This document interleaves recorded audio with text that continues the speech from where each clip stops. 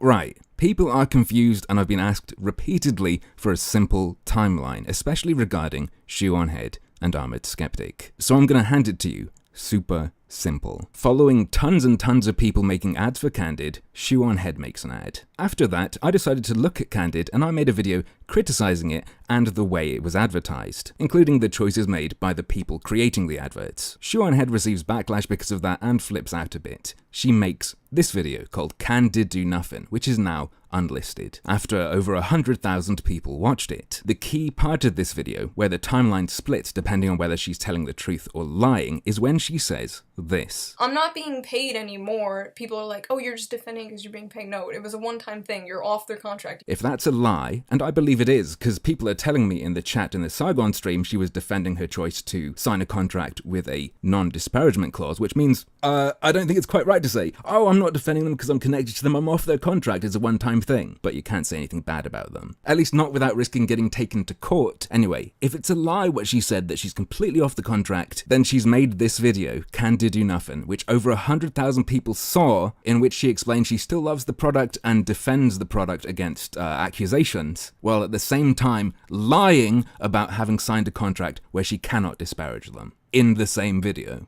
If that's what's happened, then that is terribly fucked up, and I also wouldn't be surprised if it's not perfectly legal. Now, if what she said is true and she was completely off of the contract and it was a one-time thing, then here's what the timeline looks like. After making it known that she was off their contract and it was a one-time thing, her boyfriend made his ad for them, called Censored Opinions, which I suspect is a reference to harmful opinions, especially seeing as it was leaked that Candid's marketers were asking YouTubers to make counter videos against me and what I caused. A few days after that, I released a video called Candid Shill Apocalypse. It only shows 4,000 views there because this is an archive of it on the day it was released. At the beginning of this video, on October 11th, I made it known that this fucking company, Candid, had been fucking with my family. The CEO also ended up talking to my mother, who's a social media addict like I am. Bindu, the CEO of Candid, was trying to suggest that my mother is my alternative account and that she has people,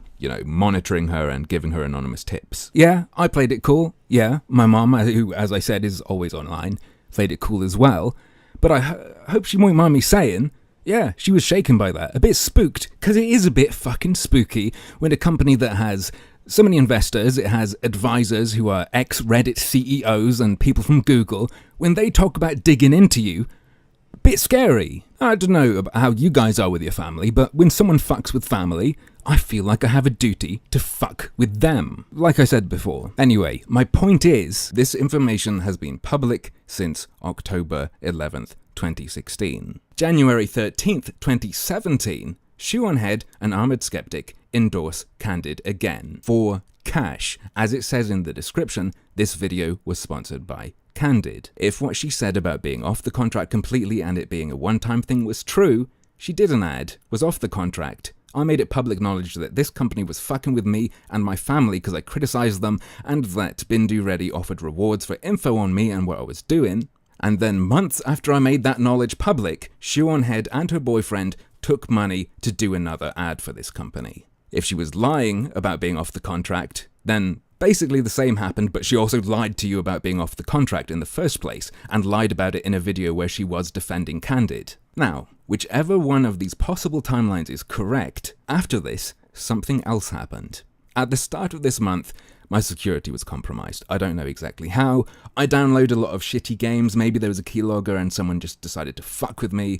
Yeah, my security's not great. It's a bit my fault, to be honest.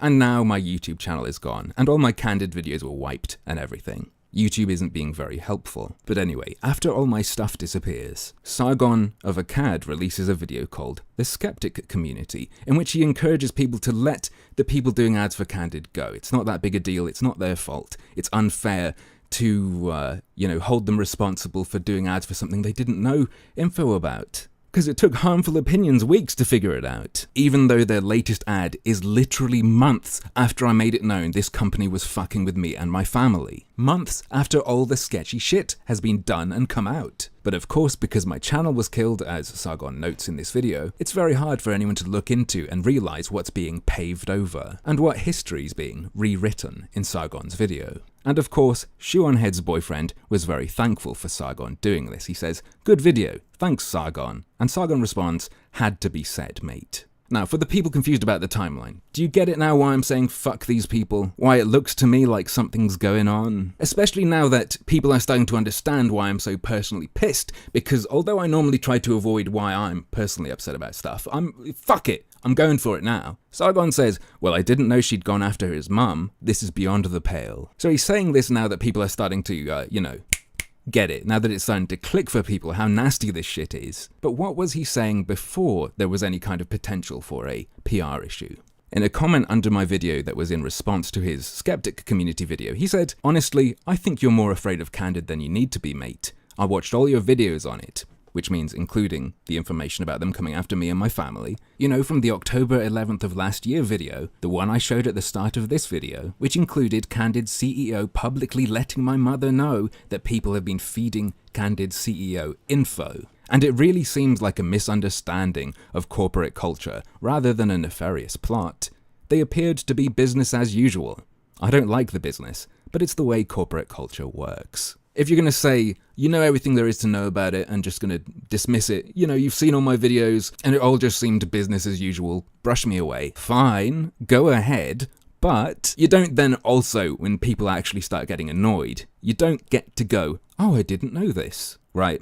The reason I don't want to be associated with the skeptic community, and this doesn't mean pretending they don't exist, not talking to anyone who's involved with it. I mean, I don't want to be seen as part of it. Because when you're part of it and you talk about their sponsors, you get fucked. And barely anyone will help you against the kind of bullshit I've been fighting, when I think they may have done if I wasn't considered part of that and and this wasn't seen as infighting. Perhaps I wouldn't have been called tinfoil and insane for suggesting that this company is deliberately targeting skeptics, which I can now release to you and confirm they were. The Guardian _001 on Twitter, who let me into his account because he'd been, pretending to work with the CEO, tricking her into thinking he was on her side. He was asked to help her find skeptic-ish channels in particular, in the context really of helping them deal with the PR problem within your community. He gave her some, and then the CEO of Candid said, "This is great." He says, "It's what you asked for," and she says, "Yup. Can you find more skeptic-ish channels?" He says to her, "I really should be getting a job as a PR guy." She says, "LOL, well, I am happy to compensate you in some way if you can get us 3 to 4 more channels like this one. The skeptic YouTubers are hard to work with." Sorry for that, Bindu. He gives us some more and he ends up saying, "I definitely need to make a list of everyone contacted. I would also suggest Secular Talk as well." And she says, "We are already on Secular Talk." That's the show of Kyle Kulinski, who I know from the Justice Democrats. And then the Guardian _001 just says, "Haha, I am behind then." Anyway, in case you can't tell, this isn't Harmful Opinions talking to you. That's kind of a persona. This is Tim talking to you, saying what I think is necessary to say. I said more than I meant to. I meant to just give that timeline at the start, so if you've forgotten about it, please start the video again and make sure you understand that timeline, like some of you asked for, because I don't think you're going to see anyone else explaining this. Right, it's Sunday, this shit's annoying to talk about, so I'm off to the pub. See ya.